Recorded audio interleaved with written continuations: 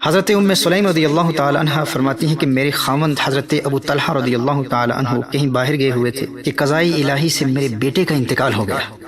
میں نے اس پر کپڑا ڈال دیا۔ جب خاوند واپس آئے تو پوچھا کہ لڑکا بیمار تھا، اب طبیعت کیسی ہے؟ میں نے کہا کہ سابقہ راتوں کے مقابلے میں آج بہت اچھا ہے۔ حضرت ام سلیم رضی اللہ تعالیٰ عنہ ارشاد فرماتی ہیں کہ میں نے خاوند کو اطلاع نہیں دی کہ ہمارے بیٹے کا انتقال ہو گیا ہے۔ میں نے کھانے کا اہتمام کیا، خاوند کو کھانا کھلایا، اور اس رات میں نے دوسری راتوں کے مقابلے میں زیادہ بناؤ سنگار کیا، حتیٰ کہ میرے شوہر نے مجھ سے ہم بستری بھی کی۔ اور پھر میں نے کہا کہ فلاں پڑوسی کو میں نے عاریتاً ایک چیز دی تھی، اب جب میں نے اس سے واپس مانگی تو اس نے شور مچایا۔ میرے شوہر نے کہا کہ عجیب بات ہے، بڑا احمق پڑوسی ہے، چیز ہماری تھی، ہم نے واپس مانگی تو وہ شور کیوں مچاتا ہے؟ تو حضرت ام سلیم رضی اللہ تعالی عنہ ارشاد فرماتی ہیں کہ پھر میں نے اپنے خاوند سے کہا کہ آپ کا وہ چھوٹا بیٹا اللہ جل وعلا کی امانت تھا، اللہ جل وعلا نے واپس لے لیا ہے۔ خاوند نے کہا انا للہ و انا الیہ راجعون۔ حضرت ام سلیم رضی اللہ تعالیٰ عنہ ارشاد فرماتی ہیں کہ صبح کو جب نبی کریم صلی اللہ علیہ وآلہ وسلم کو سارا واقعہ سنایا گیا تو آپ صلی اللہ علیہ وآلہ وسلم نے ارشاد فرمایا کہ اللہ جل وعلا یہ رات تمہیں مبارک کرے، کیا ہی اچھی رات تھی، میں نے جنت کا مشاہدہ کیا اور ام سلیم کو میں نے جنت میں دیکھا۔ اللہ اکبر کبیرہ، سبحان اللہ۔ محترم احبہ، صبر کی حقیقت یہی ہے، کسی مصیبت میں اچانک مبتلا ہوتے ہوئے یا کسی بری خبر کو سن کر فوراً اپنے آپ کو انتہائی تحمل اور بردباری کے ساتھ سنبھال لینا اور خود کو ہر قسم کے گیلے شکووں یا وویلا اور شور مچانے سے بچائے رکھنا، یہی صبر ہے۔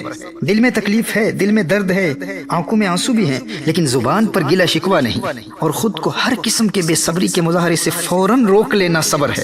بخاری اور مسلم کی متفق علیہ حدیث ہے، میرے آقا صلی اللہ تعالی علیہ وآلہ وسلم نے ارشاد فرمایا انما الصبر عند الصدمۃ الاولى، صبر تو وہ ہے جو مصیبت کی پہلی ٹھوکر لگنے پر کیا جاتا ہے۔ دیکھیے حضرت ام سلیم رضی اللہ تعالی عنہ کو اسی لیے میرے آقا صلی اللہ علیہ وآلہ وسلم نے جنت کی بشارت دی کہ اپنے چھوٹے بیٹے کے اچانک انتقال پر انتہائی غم و پریشانی کے باوجود نہ صرف اپنے آپ کو فوراً سنبھال لیا بلکہ ایسی حالت میں اپنے خامند کے تمام حقوق بھی ادا کیے اور خامند کو انتہائی خوبصورت مثال دے کر بچے کی موت کی خبر بھی دے دی اور بے صبری کے مظاہرے سے بھی بچا لیا۔ محترم احبہ، بالخصوص ایک عورت کے لیے بڑا ہی مشکل مرحلہ ہوتا ہے۔ دیکھیے ایک مرتبہ حضرت فتح موصلی رحمہ اللہ کی زوجہ گر پڑی اور ان کا ناخن اکھڑ گیا۔ اب ان کا رد عمل کیا تھا، ان کا ریاکشن کیا تھا؟ شدید تکلیف کے باوجود آپ ہنس رہی ہیں، مسکرا رہی ہیں، لوگ دیکھ رہے ہیں کہ آپ ہنس رہی ہیں۔ اب دیکھیے ناخن اکھڑ گیا ہے، درد کی شدت کے باوجود، تکلیف کی شدت کے باوجود آپ مسکرا رہی ہیں، ہنس رہی ہیں۔ لوگوں نے پوچھا کہ آپ ہنس کیوں رہی ہیں، آپ کو درد نہیں ہوتا؟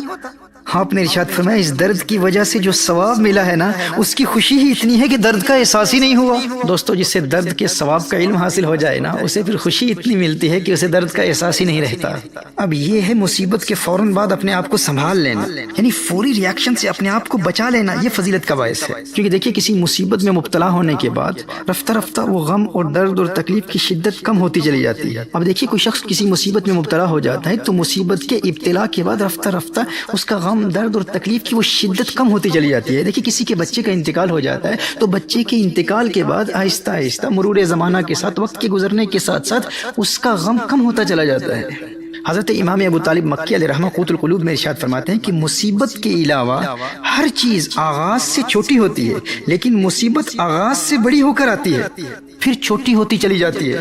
اسی لیے مصیبت کے چھوٹے ہونے سے قبل جو ہی صدمہ پہنچا تو گلے شکوے کے بغیر انسان نے اگر فوراً صبر کر لیا تو وہ حقیقی صابر ہے، ورنہ بعد میں تو انسان صبر کر ہی لیتا ہے۔